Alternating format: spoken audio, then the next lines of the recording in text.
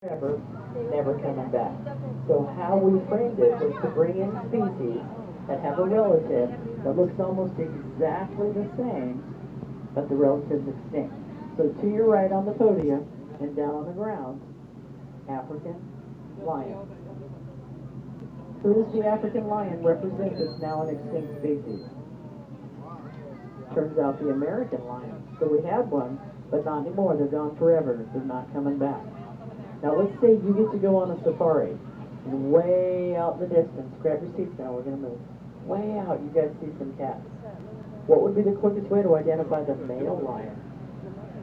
That mane, right? Well, turns out that's a critical adaptation to stay alive. When lions hunt, their goal is to strike the throat and crush the air pipe of whatever they're hunting. In the interim, those boys are fighting with each other for the right to breed their girls. Well, they don't want to be choked to death, and lions just go straight to the throat. So their adaptation is that thick, ultra-dense hair around their own throat. You can literally shave the hair off the head, neck, and throat of an adult male lion, and just the hair you call the mane can weigh up to or more than 50 pounds. Now, here to the right, come back for your best viewing opportunity on foot for this jaguar. Up next, we're going to look for the largest land mammal. What are we looking for? Yeah, an elephant. In about 1 second, you know if that elephant's African or Asian. How do you tell that quickly? Ears.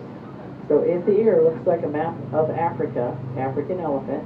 If the ear looks like a map of India, Asian elephant. So to your right, straight out at the man-made tree, that's an Asian elephant. Now, I know you can't see the ears, but I recognize that back end. That's our little Asian girl. So I'm going to pull forward and let you stand up for a peek to look back. So I'd like you to look at her feet. Elephant feet appear as if they are standing or walking flat-footed. But they don't. They're on the tip of the toe bone like a ballerina. Under the bone is a very thick triangle wedge of fatty tissue, and that supports the tremendous weight as they walk about. The skin, except for their ears, is 1.5 inches thick. So imagine, that skin can weigh up to 2,000 pounds of the body weight. Now, elephants are so big, hold tight, we're going to move. They're so big, when they lay down at night to sleep, there's a caveat. They cannot lay on their side for more than 4, at the most 5 hours. If they fail to stand, those lungs will collapse under the weight of their own body organs. So no elephant can lay down overnight without suffocating. Here to the right is the gold standard of elephant care in America. This is one of the first ever dedicated hospitals just for elephants. So in this building, we can do elephant blood draws, x-rays, dental surgeries, and medical surgeries. As we come around the bend, we have a daily care center. So every day, because it is critical to keep your elephants standing on those feet, we do a very meticulous inspection of feet. We look for any potential blister, cut, abrasion, or crack in the toenail. So every day, the girls come into these corrals, and if you see them in a bay, stop along the handrail and watch. So each elephant can go into a single bay. Inside, it can turn all the way around, present any part of its body to any of the 4 walls. The vet or keeper can walk around the outer perimeter and look in closely at the elephant, but maintain a protection barrier between them and the elephant. They've combined it with what's called positive reinforcement training. So when they ask an elephant for a behavior, and the elephant does it correctly, for example, present your right side all the way to the front fence, they get a super special treat. These elephants are so smart, they've learned to respond to over 50 different vocal requests. This is the #1 elephant care program in the United States. Now, I'm going to pull up and stop. Center front, we've got a very big bird of prey down on the ground.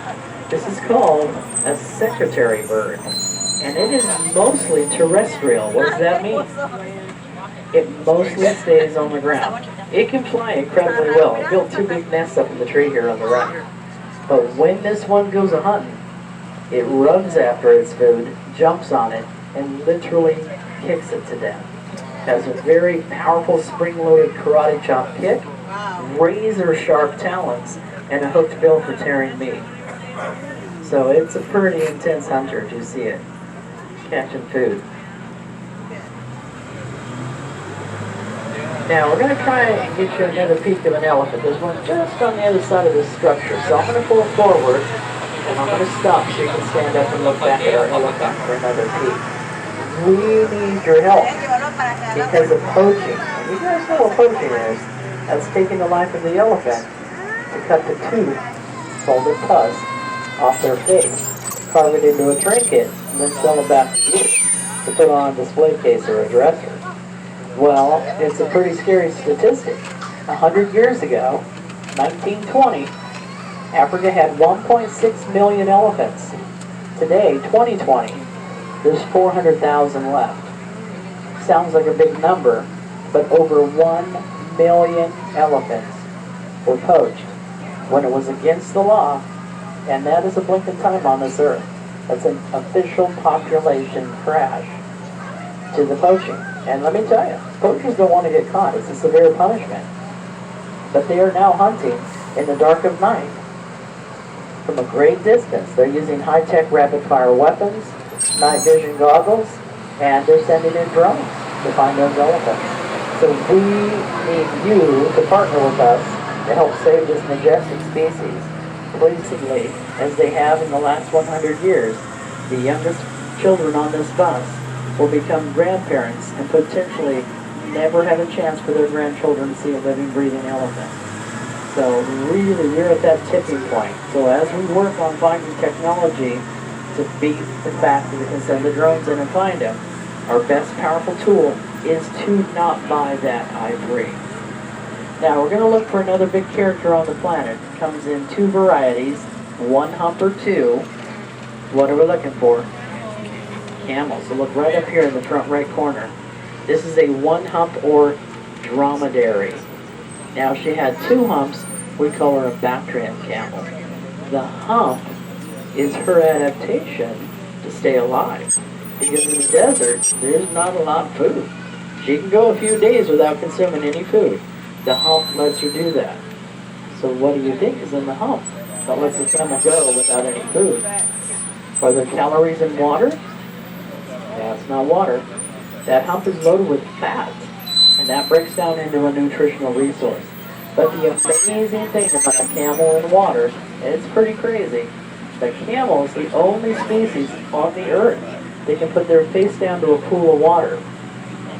One camel, in under 15 minutes, can swallow over 30 plus gallons of water. Now, no water drinking contest for anyone on the bus. It's a different story for humans. Humans can literally die, D-I-E, die, trying to swallow 2 gallons of water swallowed too fast by a human can kill you. So no water drinking contest. Now here to the right, look over on the boulder. This is a very famous bird from California. Wingspan tip to tip is up to or more than 9 feet across. You could put this bird in the center of our bus, and those wings would hang out 1.5 feet on both sides. So the little bird is called a raven. What's the big bird called? Yes, California condor. That is the garbage collector of the wilderness.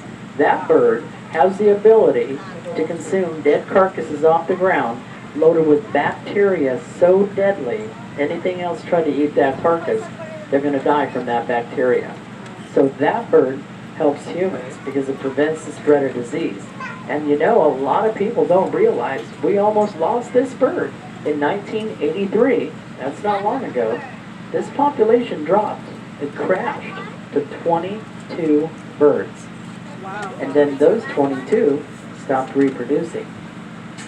Sandiego Zoo approached Fish and Wildlife and asked permission to capture the 22 birds, test for gender, genetics, and disease. 2 birds tested positive to carry a fatal disease. So those birds were isolated at the safari park. They were never part of the breeding program.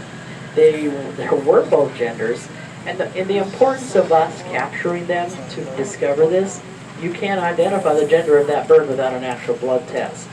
So We also had to test for the genetic pool, because if those 22 were too closely related, you can't have a breeding program.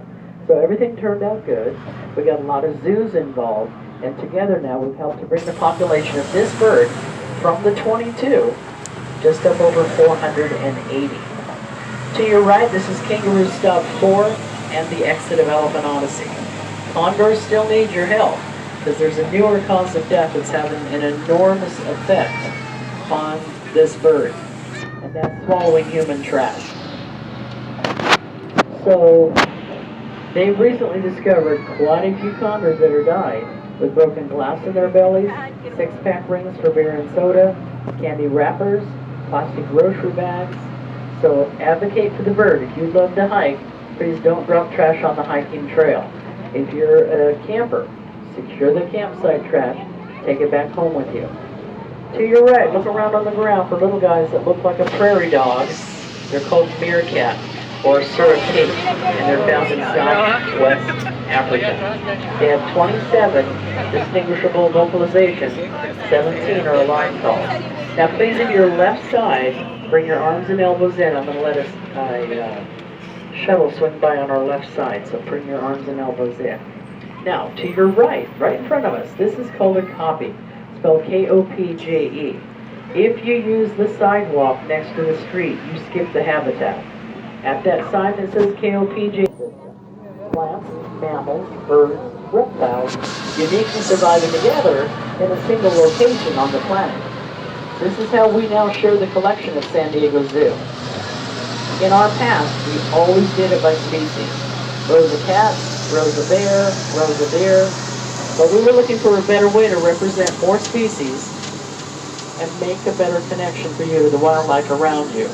Looking at a row of cats is pretty basic. You're going to walk away knowing some names, who had spots, stripes, and some colors. But not much more than that. We want you to have a better understanding of the world around you. So we would love for you to look at San Diego Zoo with a new set of eyes. Start looking at who is actually living with who, what type of a habitat do they live in, and where do they come from. Looking closer at the planet around you teaches us as humans how to better take care of the planet. That lets us know if this one's only found in the snow or ice, we got to do extra effort to prevent global warming, for example, so that habitat isn't lost. So it's more about the habitat than the country it comes from. Now here to the right, that used to be a row of cats all the way down the hill. It is now 6 stunning habitats from Africa. Here to the right, on this side of that purple roof and on the back side, this whole corner represents Australia. So once you work your way inside, you're going to find koalas, wallaby, and Australian birds. Now, see all these people out here at the rail peeking in? They're not getting a good view. From this rail, you can't see the precious new babies, the wallabies on the ground. So take the time to go on inside the habitat. To your right, this little stretch takes you into urban jungle. In here, you've got Maasai giraffe, Somerang's gazelle, miniature Sicilian donkey, Grant's zebra, cheetah with dog companions, greater one-horned rhino, kangaroo, lots of amazing species. Kangaroo Stop 1 is in there as well. That's your closest bus stop to the front entrance exit. On our left, we have a gift shop. On our right, we have a restaurant. Any money spent on food or souvenirs, that's going to help the San Diego Zoo with conservation efforts. So thank you kindly for that extra support. We're going to go down an old slice of the zoo. This is the old Bear Canyon, soon to be renovated for a couple reasons. We're no longer going to represent in a row of species, but as material and technology improve, we want to advance how we share the collection with you. So these grottos, which are coming out, were a vast improvement over a cage, but they're not necessarily letting the animal that lives within represent any and all of the behaviors that would actually present in the wilderness. And that's currently one of our goals today. Let the animal represent all the movement its body would make in the wilderness. So here's an example.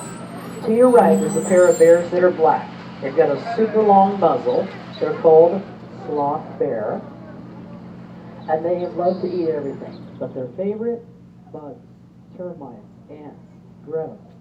That nose is so good, they can smell a grub 3 feet under the ground. and then dig it up. But that's a cement floor. They can't dig it on that floor, can they? So that's what we're going to do, improve that so they can recover that behavior they would do in the wilderness. Now the neighbor coming up is the snow leopard, and it's been hanging out in the cage. We got two in here. So check that throughout the day for your best viewing opportunity. They tend to, if they do come out of the cave, front left up here on this wood climbing structure. So again, they don't do a lot of moving during the day because as a predator, they are crepuscular. Crepuscular means hunts at dark, dawn, and dusk. So think about this. Movement draws the eye of the predator. The most movement on the planet is when the sun comes up and the sun goes down. So that's the best chance a predator has of catching food. So these are our browner grizzly bears. Now he's decided, am I getting up or am I not? It's because he's a lazy bear. Because this time of day they're not moving. They're going to conserve the calories for the run, chase, and pounce. Now once these guys get up onto all four paws, they have a very predominant hump or muscle mass on the front shoulder. Notice the climbing structure? Super low. Brown bears are heavy. They're going to stay on the ground. Best time for this road, 4 o'clock or later. So wander back for your best view in the afternoon. If we feed them a crepuscular pattern, so you're going to feed the most of the first hour the park's open, and the last hour the park's open. Now we're going to look for bears that are black in color. Next to Exhibit's house, what are called Andean bears.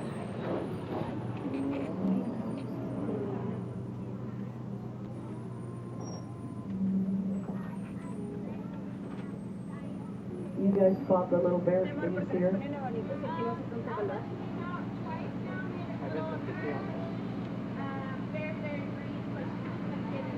Okay, so we got a mama bear, and her little baby's way back in that bedroom. So mama's made 2 appearances, but she hasn't brought the baby out yet. So very rare are these babies born in captivity, so that's a real special baby. Papa lives next door, and he is in the cave on the bunk. So they're black, they're small, they're agile, they're tree climbers down in the Andes Mountains from Venezuela to Chile. Now, sidewalk on the right, makes a sharp right turn, follow it, go deep into this forest called Sun Bear Forest, housing Malayan sun bear, lots of different primates, birds, rare and exotic flowers and plants. Sandiego Zoo is one of the largest contributors to the seed banks for plants around the world. Did you guys know there are seed banks to prevent extinction? We have one in England that we specifically send seeds to that are just flowering plants. One plant species has to have at least 10,000 viable seeds to be protected in the future. So between the Sandiego Zoo and the safari park, we're consistently contributing seeds to these banks around the planet to prevent plant extinction in the future. Now, we're going to make a sharp right turn. Take a look to your left. Look way up high. That bridge is the bridge I was pointing out from stop 3. So that's the shortcut across the canyon. From this perspective, to the right takes you to the back of the park. To the left takes you to the front of the park. And on the left side, you guys see that tall tan skinny structure? That's an elevator. So that's a quick way to the front of the park. Now, straight ahead, on the left side of this green field, rocks. Now, you can go up or down. It's way easier going downhill. Either way, you're going to go through that indoor habitat. I would do the downhill method and then come out of this habitat. But what's in there is a spectacular 220,000 gallon tank penguin shark encounter. It's most fun to see a penguin in the water. So, at the end of this building, look left, 50 feet back. Unfortunately, in 2005, there was a devastating oil tanker spill. Over 19,000 penguins were covered in oil. They're now one of the most endangered penguins on the planet. I'm going to name the 6 habitats you get to explore on foot. Maybe there's a couple you don't know from these 6. Each are identified. So today you get to explore Cape Penrose, African coffee, West African forest, Madagascar forest, the acacia woodlands, and the Ethiopian highlands. The plants, mammals, birds, and reptiles unique to those habitats are now here at the San Diego Zoo. Now I talked about technology advancing how we share the collection. Look here to the left, look up high. This is a game changer. This is